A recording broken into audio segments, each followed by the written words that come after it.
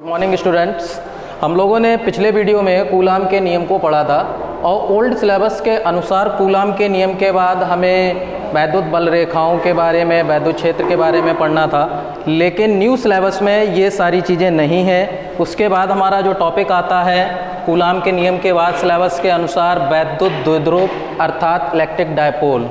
Electric dipole की अगर हम बात करते हैं तो उसमें ये बोला जाता है कि उसकी जो डेफिनीशन है वो ये कहती है कि दो समान परिमाण एवं विपरीत प्रकृति के बिंदु आवेशों के अत्यंत निकट रखे होने पर बना निकाय वैद्युत द्विध्रुव कहलाता है। डेफिनीशन एक बार मैं फिर रिपीट कर रहा हूँ कि दो समान परिमाण एवं विपरीत प्रकृति के बिंदु आवेशों के अत्यंत निकट रखे होने पर बना निकाय वैद्युत द्विध्रुव कहलाता है। इसके कुछ एग्जाम्पल्स आपको बोर्ड पे दिख रहे हैं, जैसे कि HCl, H2O। लेकिन कुछ लोग कंफ्यूज हो जाएंगे कि कह रहे हैं कि सर यहाँ पर दो समान परिमाण एवं विपरीत प्रकृति के दो आवेश चाहिए, लेकिन यहाँ पर ऐसा नहीं दिखाई पड़ रहा है। तो कैसे? आप लोगों ने, सभी लोगों ने ये जानते हैं कि जैसे कि हाइड्रोक्लोरिक अम्ल का ये अणुसूत्र है, फॉर्मूला रिप्रेजेंट करता है, लेकिन ये क्या है, अगर हम इसको तोड़ते हैं तो बेटा ये क्या टूटता है, ये क्या बनता है, H positive plus Cl negative. ये जब दो में टूटता है तो आपको यहाँ पर दिखाई पड़ रहा है कि एक पॉजिटिव दूसरा निगेटिव साइन आ गया, यानी कि परिमाण इसके समान है लेकिन आवेशों की प्रकृति कैसी है, विपरीत है। इसी तरीके से H2O को देख लेते हैं। H2O भी अगर जब हम तोड़ेंगे तो ये क्या होगा, H positive plus OH negative में जाएगा। जब ये इस तरीके से यहाँ पर हमें इसके आवेश जो हमें यहाँ पर प्रकृति दिखाई पड़ रही है, हाइड्रोजन पॉजिटिव और OH क्षारीय दिखाई पड़ रहा है, यहाँ पे सॉरी निगेटिव प्रकृति में है। तो यानी कि हमें यहाँ पर दो समान आवेश चाहिए, लेकिन कैसे, विपरीत प्रकृति के, और ये अत्यंत निकट रखे हैं, तभी तो अपना यहाँ पर एक अणु बना रहे हैं। इसीलिए ये इनके द्वारा बना हुआ यहाँ पर ये द्विध्रुव आघूर्ण कहलाता है, या उसका द्विध्रुव आघूर्ण का एक एग्जाम्पल है। उसके बाद नेक्स्ट टॉपिक हमारा जुड़ता है वैद्युत द्विध्रुव आघूर्ण। वैद्युत द्विध्रुव आघूर्ण, इलेक्ट्रिक डायपोल मूवमेंट, इसके बारे में बात करते हैं।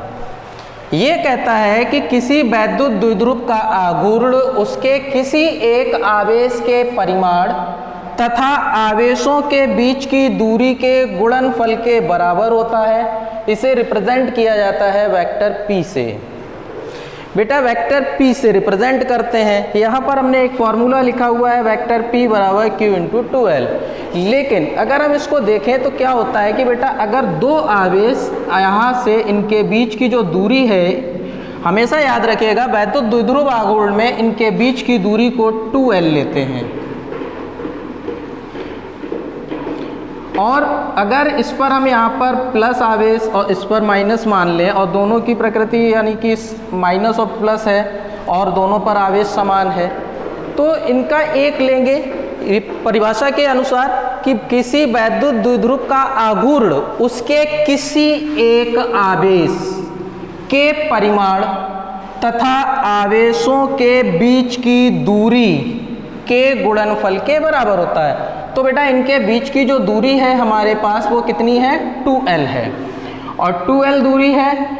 आवेश का एक का परिमाण अगर लेंगे तो हमें यहाँ पर क्या मिलेगा, Q मिलेगा।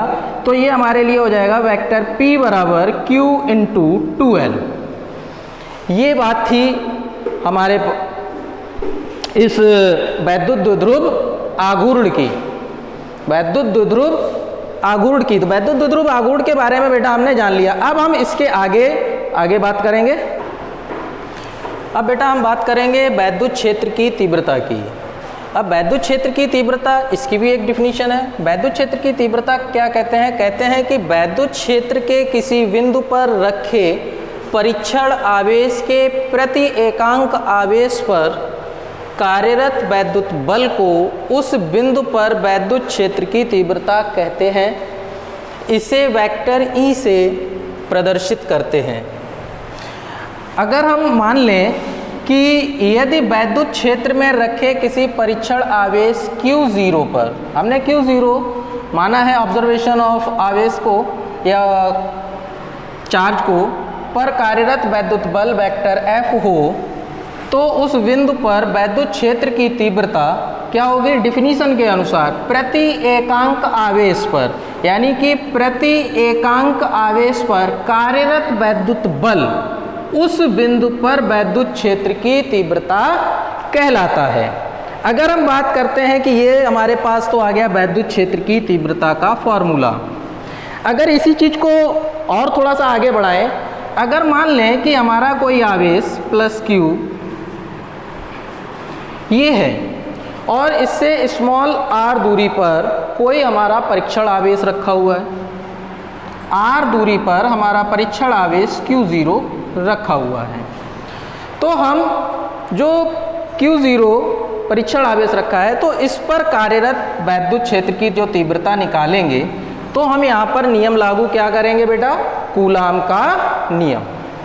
अब कूलाम का नियम लागू करेंगे तो कूलाम का नियम सब लोगों ने पिछले वाले वीडियो में पढ़ रखा है कि हमारे पास फार्मूला निकल कर आता है F बराबर 1/4 pi epsilon 0 into Q0 upon R square. हमने यहाँ पर R स्क्वायर लिया क्योंकि ये तो हमारे कूलाम के नियम से है। उसमें आप लोगों ने पढ़ा था कि वो सूत्र था Q1 Q2 upon R square, लेकिन हमने क्या किया है कि इस आवेश से r दूरी पर हमने एक परीक्षण आवेश लिया, अगर अर्थात हम इस Q0 पर वैद्युत क्षेत्र की तीव्रता को ज्ञात करना चाह रहे हैं तो उसके लिए हमें क्या करना पड़ेगा? कूलाम का नियम लागू करना पड़ेगा। अब कूलाम का नियम लागू किया, चूंकि हमें लाना इस फॉर्म में है इसको, तो क्या करेंगे? सबसे पहले हम Q0 को पक्षांतर करके ले आएंगे, तो हमारे पास अगली स्टेप क्या आएगी? F अपॉन Q0 बराबर हमारे पास क्या आएगा बेटा? 1/4 pi epsilon 0 K into Q upon R square. हमारे पास ये वैल्यू बनती है, लेकिन बेटा हम जानते हैं, क्या जानते हैं? चूंकि F अपॉन Q0 बराबर हमने अभी यहाँ पर क्या प्रूफ किया हुआ है? ये है वेक्टर E के बराबर, अर्थात हम इसकी जगह पर E रख सकते हैं। तो वेक्टर E बराबर 1/4 pi epsilon 0 K into Q upon R square. इसे हम कह सकते हैं एक बिंदु आवेश के कारण उत्पन्न वैद्युत क्षेत्र की तीव्रता का फॉर्मूला। ठीक है, अभी ये हमने आपको प्रूफ करके बताया। अगर वायु या निर्वात, यहाँ पर हमने बेटा जो कॉन्स्टेंट यहाँ पे K ले रखा है ये परावैद्युतांक है, अगर वायु या निर्वात में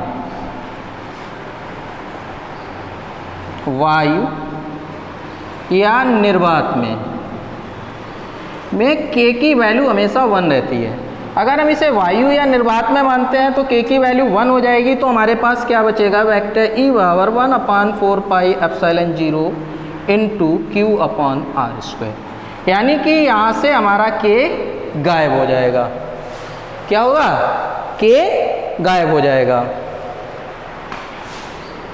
देखो बेटा, अभी तक हम वैद्युत क्षेत्र की तीव्रता की बात कर रहे थे, तो वैद्युत क्षेत्र की तीव्रता में हमने यहाँ पर हेडिंग डाली हुई है वैद्युत द्विध्रुव की अक्षीय अथवा अनुदैर्ध्य स्थिति में वैद्युत क्षेत्र की तीव्रता।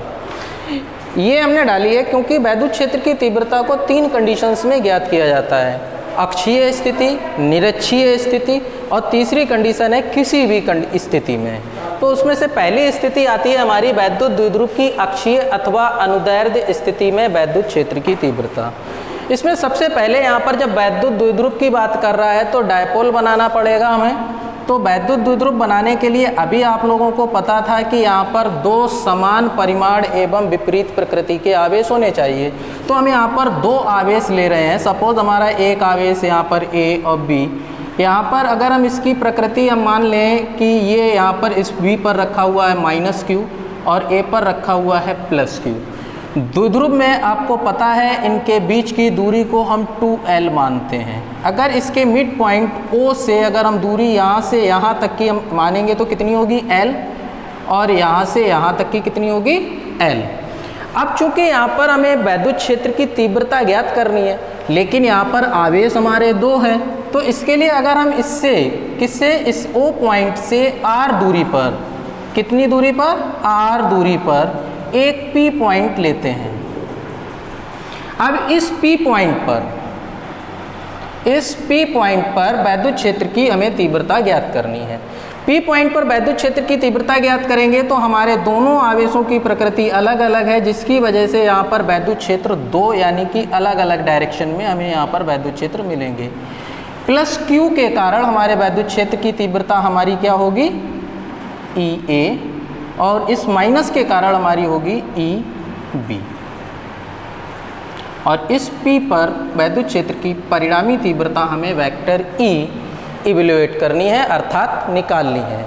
अब बेटा देखते हैं कि A से इस P पॉइंट तक की दूरी कितनी है। यहीं पर रखते हैं इसको। A से P पॉइंट तक की दूरी कितनी है, अगर हम यहाँ पर दूरी को निकालें, टोटल दूरी O से लेकर P तक की है R, और A से P तक की दूरी को ज्ञात करना है। अब चूंकि हम क्या कर सकते हैं, यहाँ से ये दूरी जो L है इस R में से अगर घटा दें तो हमें ये दूरी मिल जाएगी, अर्थात हमारी दूरी होगी ये R माइनस L। और अगर इस B पॉइंट से देखें तो हमारी ये टोटल दूरी होगी R प्लस L।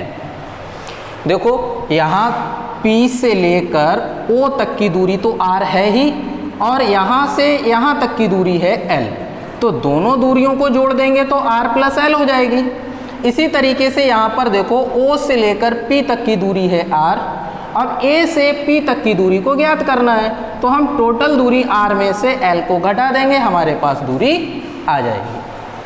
अब हम क्या करेंगे कि कुछ लैंग्वेज है यहाँ पर जो कि हमें पेपर में लिखनी है। कैसे लिखेंगे, जैसे कि अगर हम बोलेंगे कि माना वैद्युत द्विध्रुव AB से बिंदु AB के बिंदु O से R दूरी पर वैद्युत क्षेत्र की तीव्रता बिंदु P पर हमें ज्ञात करनी है ना, और इसके बिंदु A पर प्लस Q आवेश और B पर माइनस Q आवेश रखा हुआ है, तो हमें बिंदु P पर परिणामी वैद्युत क्षेत्र की तीव्रता को निकालना है। तो हम सपोज वो लैंग्वेज यहाँ पर बोर्ड पर नहीं लिख रहे हैं क्योंकि लिखने में बहुत समय जाएगा, तो थोड़ा सा किताब का सहारा लीजिए आप लोग। मैं इसको डायरेक्ट डेरिवेशन को कर रहा हूँ, तो लिखते हैं प्लस Q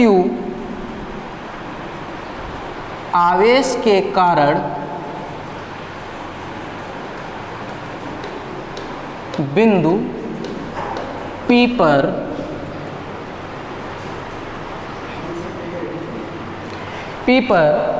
वैद्युत क्षेत्र की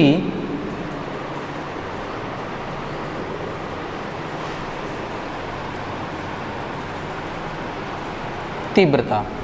वैद्युत क्षेत्र की तीव्रता को निकालेंगे तो क्या होगा बेटा, वेक्टर EA बराबर, हम अपना अभी पिछला फार्मूला जो अभी यूज किया था बस उसी फार्मूले को यहाँ पर यूज करेंगे, 1/4 पाई एप्सिलॉन 0K इंटू, चूंकि बेटा यहाँ पर हमारे पास आवेश कितना है, 1 है, इस पर कौन सा आवेश रखा हुआ है, प्लस Q रखा हुआ है, तो Q/R, चूंकि R स्क्वायर तो हम लेते हैं लेकिन यहाँ पर इसकी बात कर रहे हैं, तो बेटा यहाँ से यहाँ तक की दूरी कितनी है हमारे पास, R माइनस L, और होता है होल स्क्वायर, ठीक है।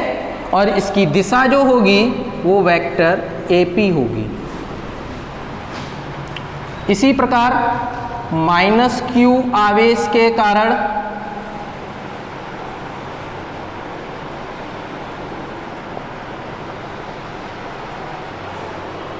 बिंदु P पर वैद्युत क्षेत्र की तीव्रता भी निकालेंगे, तो क्या होगा, वेक्टर EB बराबर 1/4 pi epsilon 0K into Q/R plus L का होल स्क्वायर। देखो बेटा, चूंकि P से B तक की दूरी हमारी कितनी आई थी, R प्लस L, जिसकी दिशा क्या होगी आप सभी लोग जानते होंगे, अगर इसको अभी पहले वाले को सही से समझा होगा आपने, तो वेक्टर PB। अब चूंकि अध्यारोपण का सिद्धांत हमारे सिलेबस से हट चुका है। अध्यारोपण का सिद्धांत क्या कहता है कि बिंदु P पर परिणामी वैद्युत क्षेत्र की तीव्रता वेक्टर EA और वेक्टर EB के सदिश योग के बराबर होती है। अब अगर वो सदिश योग के बराबर की बात कर रहा है तो अगर इनका हम परिणामी निकालेंगे तो बेटा हमारे पास E बराबर वेक्टर ई ए प्लस वेक्टर ई बी होगा। लेकिन बात यहाँ पर आती है कि वो सदिश योग के बराबर कह रहा है, लेकिन बात क्या है कि यहाँ पर इस P पॉइंट पर देखते हैं कि वेक्टर ई ए और वेक्टर ई बी इन दोनों की डायरेक्शन अलग अलग है, अर्थात दिशाएं विपरीत हैं, और दिशाएं विपरीत होने की वजह से ये फॉर्मूला चेंज हो जाएगा। चूंकि वेक्टर ए व वेक्टर ई बी की दिशाएं विपरीत हैं, इसलिए वेक्टर ई बराबर वेक्टर ई ए माइनस वेक्टर ई बी, यानी कि ये घट जाएंगी और घटने के बाद इन दोनों की वैल्यू को रख देंगे। तो वैल्यू रखेंगे बेटा तो क्या आएगा, वेक्टर ई ए, तो वैल्यू क्या है हमारे पास 1/4 पाई एप्सिलॉन 0 के into Q upon R minus L का whole square minus 1/4 pi epsilon 0 के into Q upon R plus L का होल स्क्वायर। ये कंडीशन हमारे पास बन रही है। इसमें जो चीज़ कॉमन है उसको बाहर निकाल लीजिए। तो हमारे पास देखो बेटा के कॉमन है, 4 पाई एप्सिलॉन 0 के कॉमन है, हमारे पास बच रहा है 1/r माइनस एल का whole square minus R plus L का होल स्क्वायर। ये कॉमन बच रहा है हमारे पास।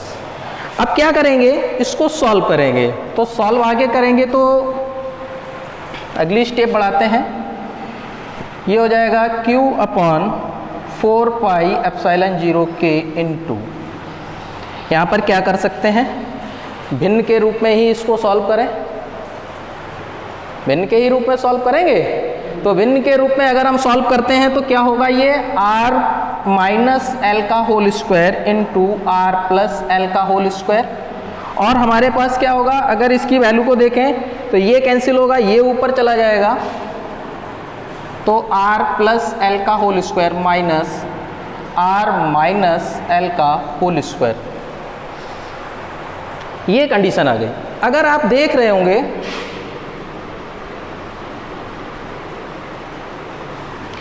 कि ये r माइनस एल का होल स्क्वायर है और ये r प्लस एल का होल स्क्वायर है, तो हम इसे क्या कर सकते हैं बेटा, क्या हम इसको R square minus L square की फॉर्म में लिख सकते हैं। ये हमारा एक फॉर्मूला है, ये हो गया हमारे लिए R square minus L square की फॉर्म में, और ये हमारे लिए ऊपर फॉर्मूले खोल देते हैं। तो ये ए प्लस बी का होल स्क्वायर है और ये ए माइनस बी का होल स्क्वायर है। तो इसका होल स्क्वायर खोलेंगे तो R square A plus B का होल स्क्वायर क्या होता है, पहली का वर्ग धन दूसरी का वर्ग धन दोनों के गुणनफल का 2 गुना माइनस माइनस चिन्ह हमने अभी बाहर ही रखा। अब इसको हम यहाँ पर माइनस वाला फॉर्मूला लगाएंगे तो क्या होगा, आर स्क्वायर पहली का वर्ग धन दूसरी का वर्ग और ऋण दोनों के गुणनफल का 2 गुना। अब माइनस चिन्ह का अंदर गुणा कर देंगे तो क्या होगा, 1/4 पाई एप्सिलॉन 0 के into R square plus L square plus 2RL minus R square minus L square plus 2RL, और होल बटे हो जाएगा हमारा R square minus L square. अब देखो जो चीज़ कट रही है उसको काट देंगे, आर स्क्वायर से R square cancel, L square से एल स्क्वायर कैंसिल। हमारे पास अगली स्टेप आ जाती है q/4 पाई एप्सिलॉन 0 के इंटू, देखो बेटा 2RL और 2RL प्लस के हैं तो हम यहाँ पर लिख सकते हैं 4RL upon R square minus L square. ये कंडीशन आ गई। अब हम इसको थोड़ा सा बेटा देखो यहाँ पर चेंज करना चाह रहे हैं, क्योंकि अगर हम चेंज नहीं करेंगे तो आगे नहीं बढ़ा पाएंगे। चेंज क्या करेंगे, थोड़ा सा माइनर फर्क है, ध्यान से देखना। 4 पाई एप्सिलॉन 0 के इंटू 4RL लिखा, हम 4RL को केवल दूसरे रूप में लिख रहे हैं और ये हो जाएगा 2R into 2L upon R square minus L square. ऐसा इसलिए लिखा क्योंकि हम जानते हैं कि वेक्टर P बराबर Q इंटू 2L होता है। अब चूंकि Q ये रहा, 2L ये रहा, तो हमें इसकी जगह पर हम क्या रख सकते हैं, P को रख सकते हैं। क्या करेंगे, P को। तो बेटा स्टेप आगे बढ़ा रहे हैं तो हम वैल्यू रखेंगे, तो हमारी ये स्टेप यहाँ से आ रही है, तो क्या होगा, Q/4πε0K into 2R into 2L upon R² minus L²। ये कंडीशन थी। अगर अब हम इसमें देखें तो हम इसको हम बनाएंगे तो थोड़ा सा चेंज करेंगे, तो क्या करेंगे बेटा, इसको हम इसी तरीके से लिख देंगे, या ये स्टेप हमारी यहाँ पर चेंज करते हैं, चलो नेक आगे बढ़ाते हैं, या 1/4πε0K इंटू, तो Q into 2L into 2R बटे R² माइनस L²। ये वैल्यू हमारे लिए P के बराबर है, तो हमारे लिए वैल्यू बनेगी 1/4πε0K into P into 2R upon R² minus L²। ये कंडीशन आ जाती है। चूँकि बेटा R की तुलना में L का मान बहुत छोटा है और R² की तुलना में L² का मान और छोटा हो जाएगा, चूँकि R is greater than L और R² is very very greater than L²। इसलिए R² की तुलना में L² को छोड़ देने पर क्या करेंगे, L² को छोड़ देंगे। तो छोड़ देंगे तो हमारे पास कंडीशन क्या बनेगी बेटा, 1/4πε0K into P into 2R बटे R। ये बेटा इस पे स्क्वायर चल रहा था, ध्यान नहीं दिया।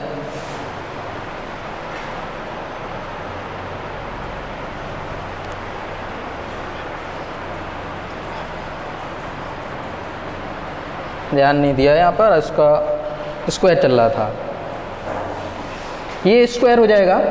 अब हम इस स्टेप को और आगे बढ़ाते हैं, तो ये 1/4πε0K P into 2R upon R की पावर 4 हो जाएगी।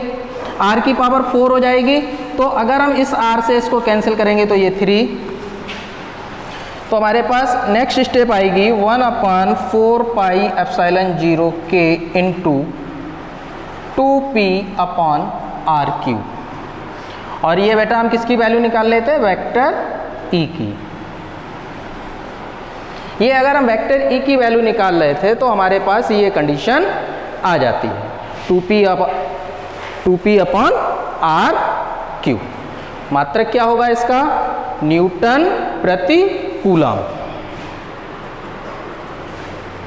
और इस वीडियो में अगर आपको कोई तकलीफ हो रही है, कोई समस्या आ रही है, तो कमेंट करके जरूर बताएं।